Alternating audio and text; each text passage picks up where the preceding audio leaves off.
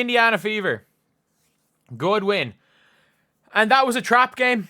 That was a trap game, which again, Fever fans, I predicted a trap game tonight. I predicted a trap game. They pulled it off. Big win. The Fever are now 4 games over 500 on a 4-game win streak. The tied largest win streak, biggest win streak over the last 2 years. And they are now starting to win the games they're supposed to win. They're winning the games they're supposed to win. In a time when the Phoenix Mercury just choked. Like the Mercury are 16-11. The Indiana Fever are 16-12. The Indiana Fever are half a game behind the Mercury. The Atlanta Dream go into the 3rd seed. Seattle Storm. If the Seattle Storm lose tonight, the Indiana Fever are in the 4-5 game. For the Wings, if you guys agree that this was a good win, subscribe. We are trying to hit 55.9k by the end of the day. We're 37 off. For the Wings, it was a big one. For the Wings, this was a game where they really just were not great. I thought Paige was, man.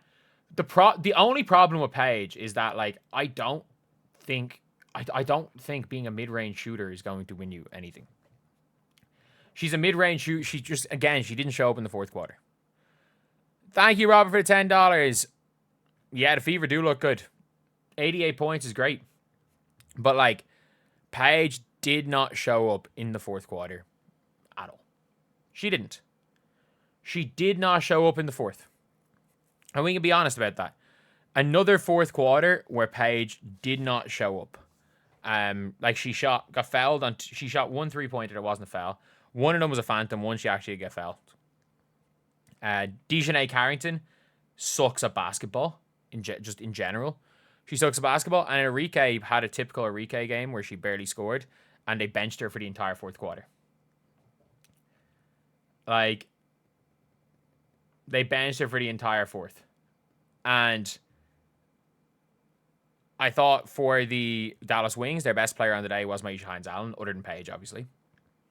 I thought Hines-Allen had a good game. For the Indiana Fever, first of all, I thought Dantas absolutely sucked. I thought Chloe Bibby came in, bang, 2 threes, and then got subbed out. Like, thank you, Chris, for the membership. Thank you, Tom, for the $10. Really appreciate that. I don't know what the hell happened. Like, Chloe Bibby was insane in the 2nd quarter. I thought Sid Colson was just a weird, like, there was a lineup with, like, it was like Bibby, Dantas, Colson. I can't even remember who else in the lineup because Bibby didn't really do anything, but it was literally just Colson and Dantas just going ISO. It was a really weird lineup to start the 4th. I thought Kelsey Mitchell, she came up big. Like, she had 23 points. Don't remember her doing too much other than hitting a huge dagger there at the end of the game. But a relatively efficient 22 points. Can't complain about that. Cannot complain about that. Lexi Hull with 7 points. Sophie Cunningham had 6, but she had a 2 that was given, 2 that was not given. It looked like the Fever or the refs made one of the worst shot clock calls ever. And the commentators were talking about that shot clock, but apparently it was a different call from Sophie Cunningham. And all around, I will say, like, the Fever were good today. I thought Ari was good again. I thought Aaliyah was really good. Like, Aaliyah with another double-double. Again, I don't know how important double-doubles are, if we're being honest. Ari did have 6 turnovers. It's going to happen. The Fever were very turnover-prone. And the Fever, in cruise control, won that game. And that's what I like to see. Like, there is... Thank you for the $2, Texas Trav. Oh, my God. Thank you so much for the $88, Ken. Thank you so much for staying up late. I stay up late for all these games. Don't worry about that. Don't worry about me. But, yeah, I think all around, the Fever showed up and they did their job. They did their job. The Fever are about 3 wins. Thank you, Post, for the $10. The Fever are probably 3 wins away from making the playoffs. And I think that's all you have to really ask for is not 21 wins will make you into the playoffs. Guaranteed. 19 wins should get you into the playoffs. Probably should get you into the playoffs. So the Fever are 3 to 4 wins away from the playoffs. And the best thing is about the Indiana Fever right now is that they can go and like they can just tread water and just if they can just stay 500 the rest of the season, they win what 26 and what's it 4 games over 500, 24 and 20. If they go 24 and 20 on the year, and we cannot complain at all. Like 24 and 20 is a solid record for the year. It's going to get you into that 4-5 matchup, and in a matchup the Fever probably win. So that's all you need. That is all you need right there. And the fact is like the Fever won playing bad. Like this wasn't one of those win ugly games like the Atlanta Dream where it's like it's kind of dragged down. The Fever sucked today. The Fever sucked in general. Like they hit some big shots in a stretch. Aaliyah was okay. Colson hit a big 3. Like only one player on the team shooting above 55% other than Colson. It was Sophie, or shooting above 50%.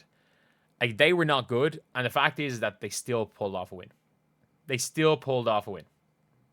Like against the Dallas Wings team, who I don't think they're very good. And again, Paige Bueckers, a extremely special player with an extremely special whistle. And that was a big one. Like that is a big win for the Indiana Fever. In my opinion, I thought Sophie Cunningham did a really, really good job on Paige Bueckers. I thought Sophie Cunningham did a really good job on Paige. She was disciplined. Paige had to work way harder. Like Paige got those 22 points off an awful lot of like there was an awful lot when it came to Paige Bueckers in that game of tough shot making this time, whereas she had 27 off back cuts. They stayed disciplined. Like even though they were not, the Fever were not anything special today. We can be honest about that, but they stayed disciplined, which is the most important thing. If you stay disciplined, you can win any game. You can absolutely win any game. And yeah, Kelsey Mitchell, again, another huge game for her. A huge fourth quarter for her. Like that's where we talk when we're talking about the like, the players where it's like, okay, yeah, the difference between say like a Caitlin and a Paige and stuff. Whereas like Kelsey shows up in the fourth and she tries, she'll hit the shots. It doesn't matter if she's not played the greatest up to that point. She will show up to the up to that point. And yeah, it's a win. It's a win, like 3-0 on the year against Paige Bueckers and the Wings. The Fever are beating everyone they're meant to beat. Other than that one loss against Connecticut Sun, the Fever are undefeated against the Sky, undefeated against the Wings. They lost to the Sparks. The Sparks are better than we.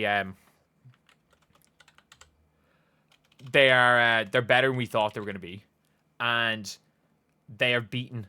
They're 1-1 without Caitlin Clark against the Mystics, and the Indiana Fever are now plus 500 without Caitlin Clark, and that is something that I never thought I would see, especially because there was a stage where they were at 500, and they were 3 games under 500 without Caitlin Clark when she picked up that other injury. Like after they lost the back to the Liberty, I was like, oh, this is not looking great. This is not looking great. However, they got it done. They got it done, and they absolutely killed it. Absolutely killed it in this game.